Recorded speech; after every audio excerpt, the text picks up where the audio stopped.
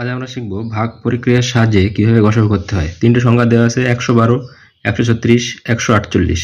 ভাগ প্রক্রিয়ায় তিনটের আমরা কিভাবে গসাগু করব। প্রথমে আমরা এই দুটোর গসাগু বার করব। ছোট সংখ্যাকে দিয়ে বড় সংখ্যাকে আমরা ভাগ করব। এই দুটোর মধ্যে যেটা বড় 136 বড়, 112 হচ্ছে ছোট। ছোট সংখ্যা দিয়ে বড় সংখ্যাকে আমরা ভাগ করব। তো আমরা 1 খাচ্ছি, তাহলে কত হবে? 112 হবে। বিয়োগটা করলে তোমরা 4, 2। এবার কি হয় না, এই 112টা এখানে চলে আসবে। 4 খালে কত হবে? 96 হবে। ঠিক আছে, 5 খালে 120 বেশি যাচ্ছে, তাহলে 4 খাবো আমরা। 4 4 16, 6, 4 2 18 9, 96। 6 কয় দাও 12, 6 দাও 12 হাতে 1, 9 10, 10 কয় দাও 11, 1 দাও 11 হাতে 1।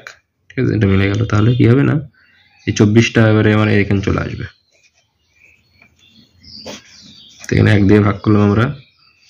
1 খালে কত হবে? 16 কে 16, 2 খালে তো বেশি হয়ে যায়।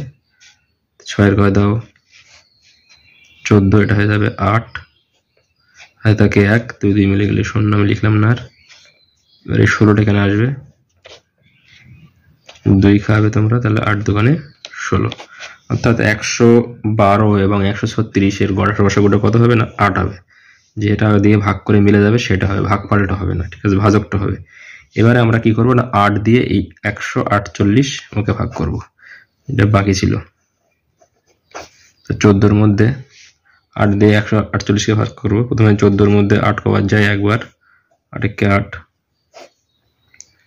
তা 8 এর কয় দাও 14, 6 দাও 14, এখানে 1 মিলে গেল। তাহলে এবার 8টা লাগবে এখানে। 8টা কত হয়? 8টা হয় 64। 4 এর কয় দাও 8, 4 দাও 8, 8টা এখানে চলে আসবে। তাহলে কত হবে না, 2, 4 দুগুণে 8 হয়। ঠিক আছে, তাহলে ভাগ মিলে যাচ্ছে 4 দিয়ে, তাহলে গসাগু কত হয়ে যাবে না? 4। অতএব এই 112, 136 এবং 148 এর গসাগু কত হবে?